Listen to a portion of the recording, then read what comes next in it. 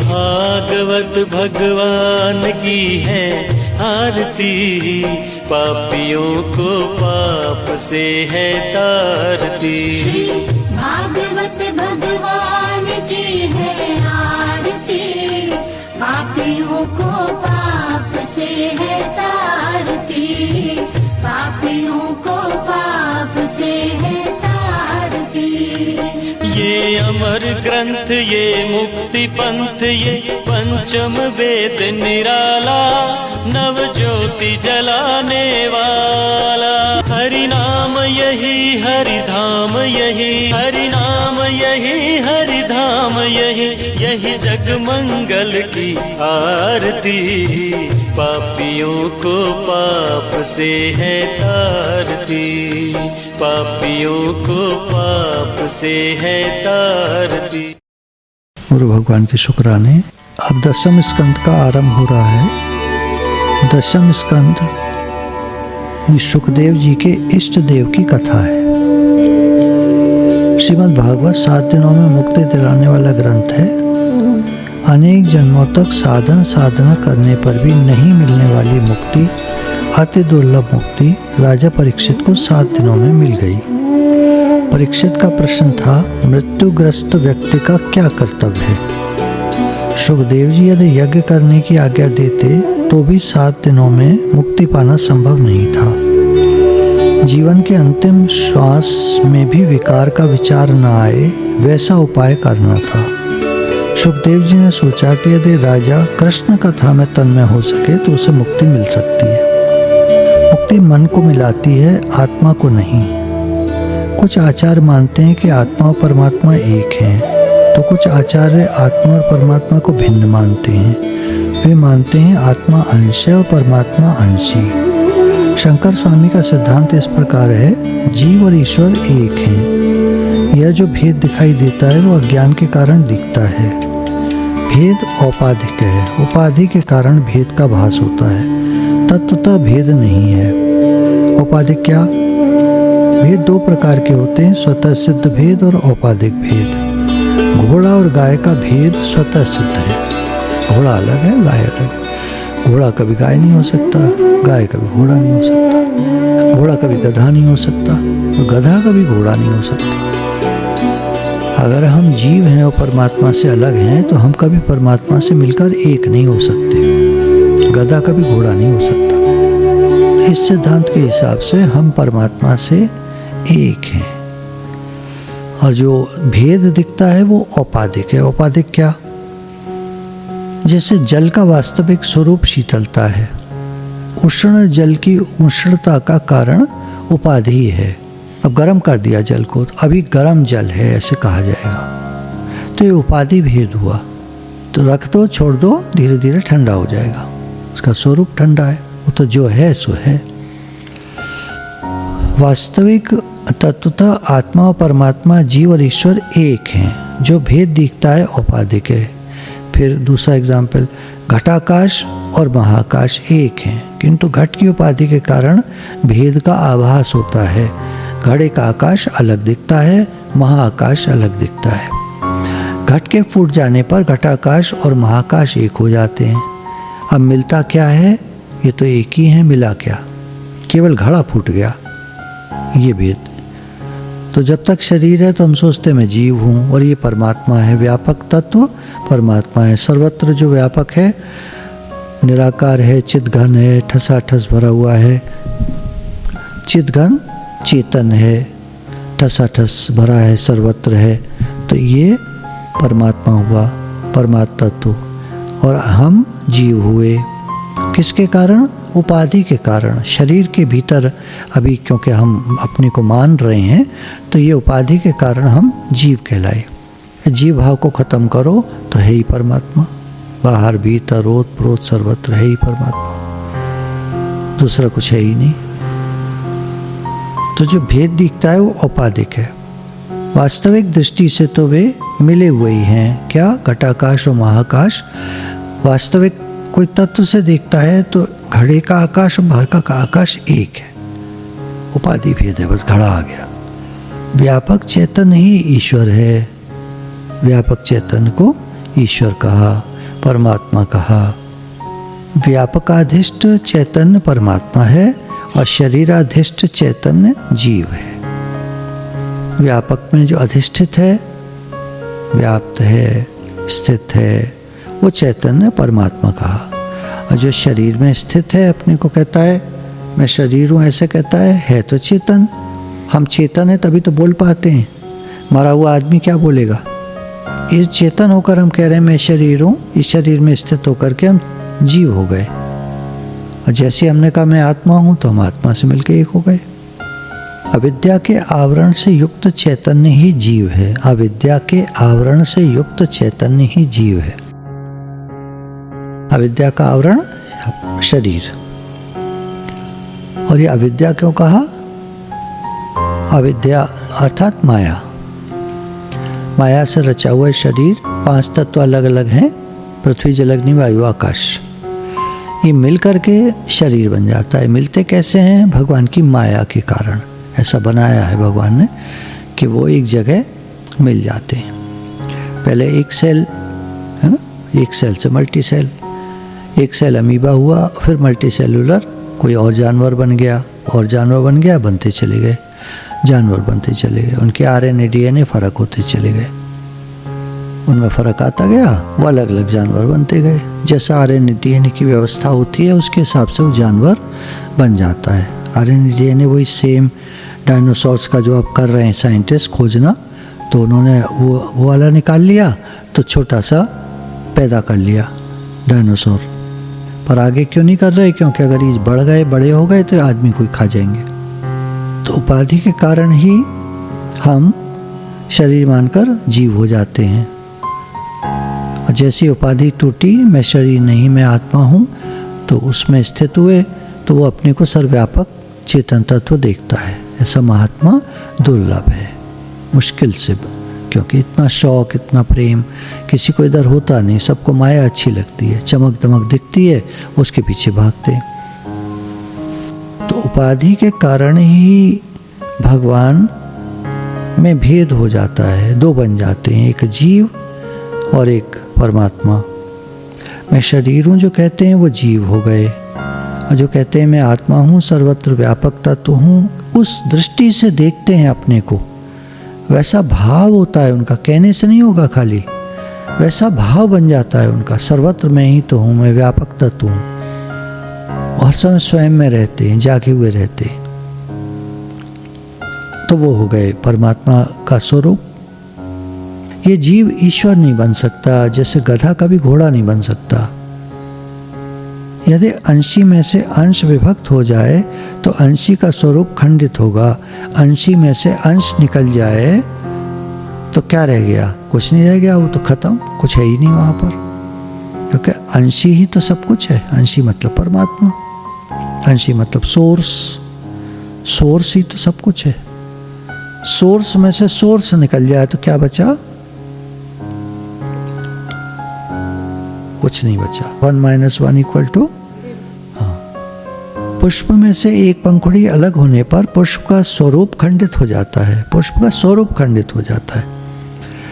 अंशी में से अंश अलग होने पर अंशी का अखंडित स्वरूप टूट जाएगा। अतः शंकराचार्य कहते हैं जीव अंश जैसा है, पूर्ण अंश नहीं है। ईश्वर ऐसे नहीं है कि जिसका विभाजन किया जा सके। वे व्यापक चैतन्य हैं, सर्वव्यापी हैं, आकाश की भांति वे सर्वत्र हैं। तो इसलिए उसमें से अंश निकालकर किसी उसमें डाल दो पात्र में, ऐसे कल्पना हम करके देखें, उसमें से एक अंश निकालकर एक घड़े में डाल दो और कहो ये जीव और ये परमात्मा, व्यापक तत्व। ये आकाश की तरफ देखो, परमात्मा, और इनमें से मैंने ऐसे निकाला एक अंश और एक घड़े में डाल दिया, अब वो अंश हो गया, ये अंशी हो गए। बोलने में तो समझ में आ रहा है, पर ऐसे हो नहीं सकता, ये संभव नहीं है। निराकार में से कोई अंश नहीं निकाल सकते आप। निराकार तो व्यापक तत्व है, इसमें से एक चोटी भर भी अंश निकालकर कहीं डाल दो, ऐसा हो ही नहीं सकता, क्योंकि जहाँ डालोगे वहाँ परमात्मा पहले से ही है, और इसमें से अंश आप तोड़ नहीं सकते। जो व्यापक तत्व होता है उसमें से आप अंश नहीं तोड़ सकते। पेड़ की एक पत्ती आप तोड़ सकते हो, फूल में से एक पंखुड़ी आप निकाल सकते हो। ये स्थूल चीज़ें हैं। माया से मिलके जो कुछ बना है उसमें अंश और अंशी का भेद होता है, पर जो व्यापक तत्व है उसमें अंश और अंशी का भेद नहीं होता। तो जो औपाधिक भेद कहा गया था वो केवल फिजिकल वर्ल्ड में है, स्पिरिचुअल वर्ल्ड में नहीं है। स्पिरिचुअल वर्ल्ड में तो एक निराकार चेतन तत्व है, बस वही है। साधक जब शुरू में गुरु के पास आता है और ये बात सुनता है तो वो निश्चय कर लेता है कि बस है ही परमात्मा तत्व। इस एक बात को पकड़ लेता है। भक्ति में मानो हमने पकड़ लिया, मैं भगवान का बच्चा हूँ, मैं भगवान का बेटा हूँ, बस बात खत्म। भक्ति में अब वो भक्त बन गया, अंदर उसके हर समय याद रहेगा मैं तो भगवान का बेटा हूँ। तो आज आप डिसाइड कर लो, या तो आप परमात्मा से एक हो या आप भगवान का बेटा बेटी, जैसे कहें। बेटा बेटी का थोड़ा सा, अब आप क्योंकि अपने को कहते हो मैं लड़की हूँ तो आप कहेंगे मैं बेटी हूँ, पर अगर बेटा कह सको तो ये आइडियल हो जाएगा, क्योंकि भगवान में लड़का लड़की नहीं होता। भगवान पुल्लिंग मतलब पुरुष हैं, पुरुष परमात्मा, तो उनके पुरुषी अंश जो होगा वो सिर्फ कहने के तात्पर्य से अंश कह रहे हैं, नहीं तो अंश होता नहीं, कुछ भी होता ही अंश ही है, परमात्मा ही होता है, उसमें अंश नहीं निकाल सकते आप, है ही तत्व। तो उसका जो अंश होगा कहने में जो आ रहा है वो पुरुष ही होगा, स्त्री नहीं होगा। स्त्री माया का स्वरूप है, माया का रूप है, तो है ही परमात्मा तत्व। तो हम या तो आत्मा हैं, परमात्मा का स्वरूप, परमात्मा से एक, इस तरह कहें, या मैं भगवान का बेटा हूँ, बेटी हूँ, ऐसे जो भी चुनना है। ये भक्ति मार्ग हो जाएगा, वो ज्ञान मार्ग हो जाएगा। ज्ञान मार्ग थोड़ा सा जैसा सुनते आए हैं थोड़ा कठिन है, सुनने में बहुत आसान है, करने में कठिन है। भक्ति मार्ग भगवान का बच्चा हूँ, भगवान का बेटा हूँ, ये कहने में भी आसान है और इसको आप हर समय याद रख सकते हो। हम भगवान के हैं, भगवान हमारे हैं, हे नाथ मैं आपका हूँ, आप मेरे हैं, ऐसा हम कहते रहें तो याद हो जाएगा, पक्का हो जाएगा। बोलचाल की भाषा में भी अक्सर ही निकल आए, भोजन कर रहे हैं, देखो भगवान जी हमें कितना अच्छा भोजन दे रहे हैं, देखो भगवान जी ने ये खिलाया आज। तो जो भी कुछ खा रहे हैं हम, भगवान की कितनी कृपा है, अमरूद है कितना मीठा निकल रहा है, अब कितने शुक्राने हैं। जो भी भोजन खा रहे हैं देखो कितनी कृपा है, भगवान जी कितना अच्छा भोजन खिला रहे हैं, कितना अच्छा भोजन बन रहा है। हम जैसे सत्संग भवन में होते हैं तो हम ये विचार दे सकते हैं कि हम भगवान के घर में हैं, गुरुद्वारे में हैं, मंदिर में हैं, कोई भी एक विचार हम दे सकते हैं। तो यहाँ रहकर हमें भगवान याद रहे हर समय। कभी कभी होता है आदमी भूल जाता है, वो समय के कैसे ठीक करे। मैं भगवान को भूला नहीं था, कुछ देर के लिए किसी काम में व्यस्त हो गया था। ये भाव अपने को देकर भगवान को भूलते नहीं हैं हम, क्योंकि हम तो भगवान के बच्चे हैं, भगवान के ही हैं, भगवान को कैसे भूल जाएंगे। तो ये शौक चाहिए, मैं भगवान का हूँ, भगवान मेरे हैं, ये शौक चाहिए, शौक करा देगा। हर समय याद रहे, ये शौक के कारण हो जाएगा। लगन है, प्रेम है भगवान से। साधकों को मैंने देखा है, तिब्बतियन मोनास्ट्रीज में भी देखा, बहुत सारे साधक बच्चे वहाँ आ जाते हैं। क्यों आ जाते हैं? गरीब परिवारों के होते हैं, उनके पास इतना खिलाने को नहीं होता तो वो मॉन्क्स को दे देते हैं। वो मॉन्क का ड्रेस पहनकर और वहीं पे भोजन के समय भोजन, पढ़ने के समय पढ़ना, और जब उनको देखा खेलने के समय खेलते हैं। उनकी भी शैतानियाँ वैसी होती हैं जो आम बच्चों की होती हैं। तो हमारे दो स्वरूप हो गए, एक लीला रूप हो गया और एक तत्वतः कहेंगे या भक्ति से कहेंगे हम भगवान के, भगवान हमारे। तो दो तरह की भाषाएं समय समय पे निकलेंगी। कभी आम भाषा निकलेगी, वो अलग टाइम हो गया। कभी भगवान की बात, साधकों वाली बातचीत, ये अपना ये समय हो गया ज्ञान का, भगवान का। उसमें कोई भी हंसी मजाक नहीं करेगा। ज्ञान के समय में हंसी मजाक नहीं करना है बिल्कुल। और बाकी फ्री समय में हंसना बोलना वैसे ही सब वो चलेगा। भगवान ने एक जगह कहा है, हे अर्जुन, ज्ञानी को चाहिए वो अज्ञानियों की तरह ही व्यवहार करे।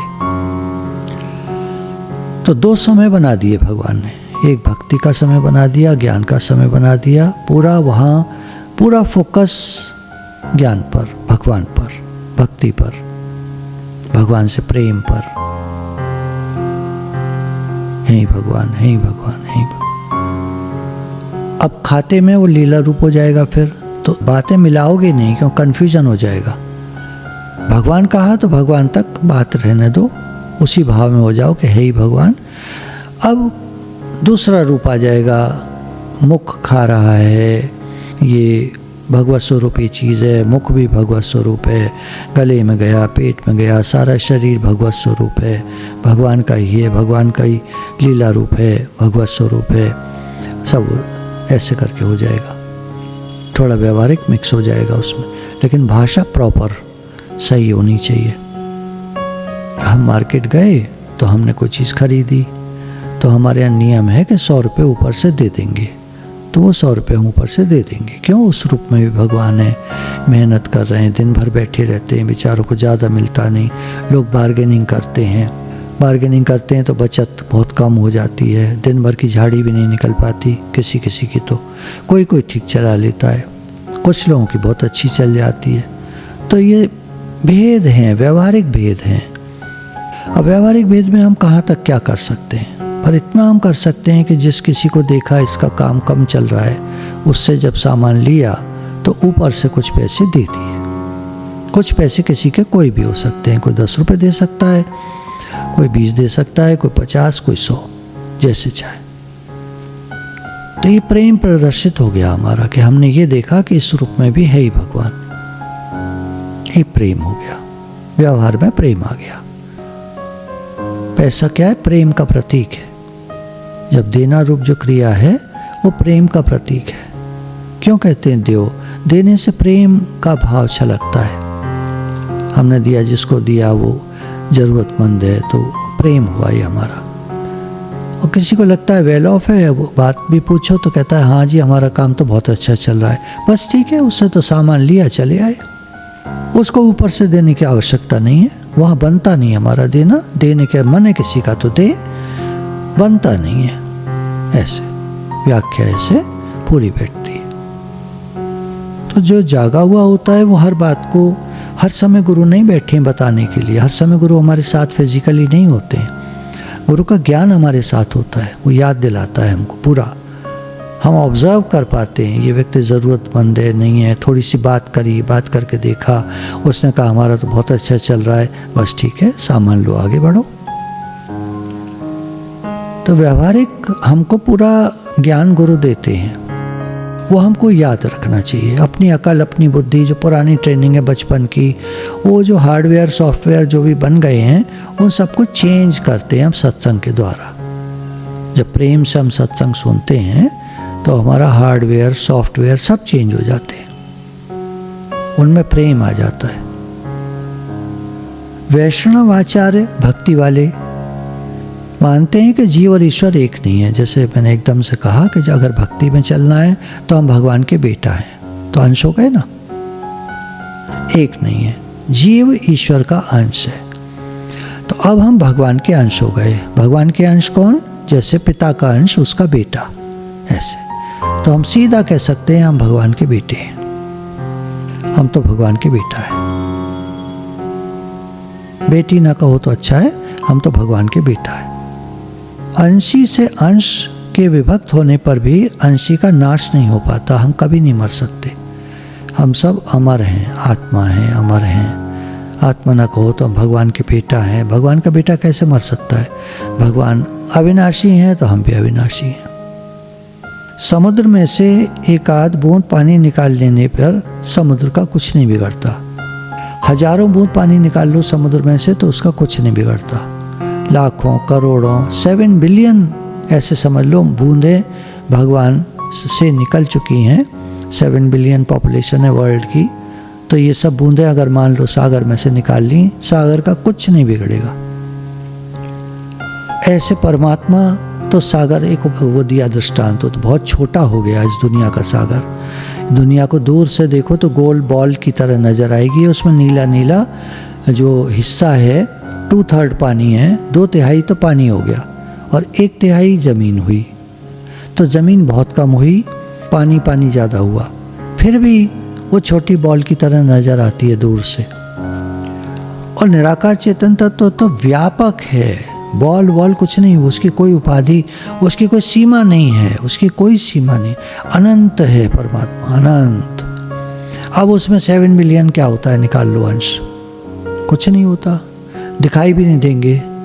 पृथ्वी जब बॉल सी है और बॉल के ऊपर ही वो 7 मिलियन लोग रहते हैं, जो दूर से दिख रही है हमको बॉल जैसी, बड़ी बॉल फुटबॉल जैसी दिख रही है हमको दूर से, उस पर 7 बिलियन लोग रहते हैं।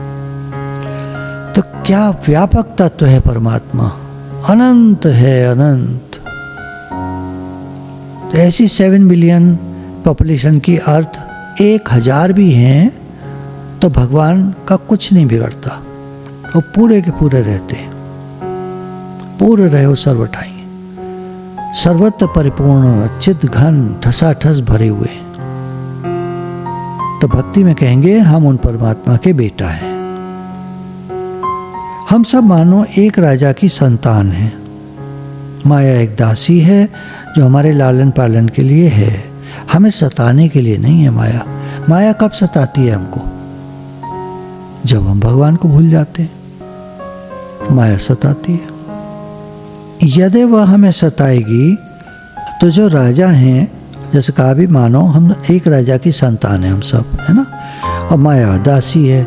दासी अगर सताए राजकुमार को तो क्या होगा, राजा उसको दंड देंगे, निकाल के बाहर कर देंगे, छुट्टी दे देंगे। ऐसे परमात्मा के साथ घनिष्ठता से प्रेम करेंगे तो माया का बंधन छूट जाएगा। अब फर्क क्या आ जाएगा, वही फर्क आ जाएगा कि अगर हम भगवान से प्रेम करते, अपने को भगवान का बेटा कहते हैं, तो ये माया हमारा कुछ नहीं बिगाड़ सकती, दूर रहेगी हमसे। होता क्या है, कारण आने पर हम झट जीव भाव से मिल जाते हैं, भगवान का बेटा हूँ भूल जाते हैं। ये होता है। होता क्या है, हम भूल जाते हैं कि हम भगवान के बेटा हैं। कारण आने पर, परिस्थिति आने पर हम भूल जाते हैं। बस यही कहानी शुरू हो जाती है। यहीं पर माया फिर हमको सताने लग जाती है। क्यों सताती है, अब आप पूछोगे ये क्या बात हुई, क्यों सताती? इसलिए सताती है कि जब वो सताएगी तो हमें भगवान की याद आएगी। गमों से चोट खाई ना होती तो प्रभु तेरी याद आई ना होती। क्या बात है, हे नाथ, हे नाथ, हे नाथ। तो भूलो भगवान को। जब मैं भूला आपको तो भासे संसार, जैसे आपको भगवान हे नाथ, ऐसे कह रहा है भक्त, जब मैं भूला आपको हे प्रभु, जैसे मैं आपको भूलता हूँ तो भासे संसार। तो माया घेर लेती है, मुझे तंग करती है, मुझे परेशान करती है। ऐसे परमात्मा से अगर हमारा घनिष्ठ प्रेम होगा, भगवान हम तो आपके बेटा हैं, भगवान जी मैं तो आपका बेटा हूँ, तभी कहते हैं सत्संग सुनकर ना थोड़ा देर मौन रहना चाहिए, 5-7 मिनट मौन बैठे रहना चाहिए। तो जो मेन बात आज हमने पकड़ी है, उस मेन बात को अंदर में बिठाना चाहिए, सबकॉन्शियस माइंड तक चली जाए वो बात, हो जाएगी विचार के द्वारा। ध्यान देना, उस बात पर ध्यान देना जो हमको अच्छी लगी। आज मानो अच्छी लगी कि अगर हम भगवान के बेटा हैं तो माया कैसे सता सकती है हमको, ये परिस्थितियां प्रतिकूल कैसे हो सकती हैं, क्या इनकी शामत आई है? स्वामी रामतीर्थ कहते थे इसके लिए, यदि तुम भगवान से एकाकार कर लो तो माया प्रकृति की क्या शामत आई है कि तुमसे उलझे, क्योंकि वहां तो परमात्मा के थप्पड़ पड़ेंगे ना उसको। हमारे बेटे को कुछ सताए, ऐसा समझ लो हम राजा हैं इस देश के नहीं, पृथ्वी के। अब हमारे बेटे को सता के तो देखे, 1 मिनट में फांसी लटका देंगे, खत्म। ऐसे हम सब भगवान के बेटा हैं। अब हमको कोई सता के तो देखे। क्यों सता पाता है कोई हमको? क्योंकि भगवान को भूल जाते हैं उस समय। ये ऐसा ऐसे कर रहा है, ऐसे कर रहा है, ऐसे करता है, ऐसे करता है, बस ये हो गया, भगवान को भूल गए। माया हावी हो जाती है। क्या कहती है? भगवान को याद कर, मैं इसलिए परेशान कर रही हूं तुझे, भगवान को याद कर। जब भी कारण परिस्थिति आए तो समझ लेना एक थप्पड़ आया है भगवान की तरफ से कि हम भगवान को भूल गए। अति सूक्ष्म बुद्धि वाला व्यक्ति वेदांत के विवर्तवाद को समझ सकता है। उर्मी प्रधान व्यक्ति को वैष्णवाचार्यों का सिद्धांत पसंद आएगा। ये दोनों सिद्धांत दिव्य हैं। 2 सिद्धांत बनते हैं, एक तो निराकार चेतन परमात्मा का और एक सगुण निराकार परमात्मा का। सगुण निराकार परमात्मा आज के लिए हम कह रहे हैं, लेकिन जब भगवान कृष्ण ने जन्म लिया था, 10वें स्कंद भागवत जी का देखें तो सगुण साकार का वहां पर वर्णन है पूरा का पूरा। जो भगवान के समर्पित हो गए, भगवान जी आओ माखन खाओ, उनको भगवान ने तंग नहीं किया।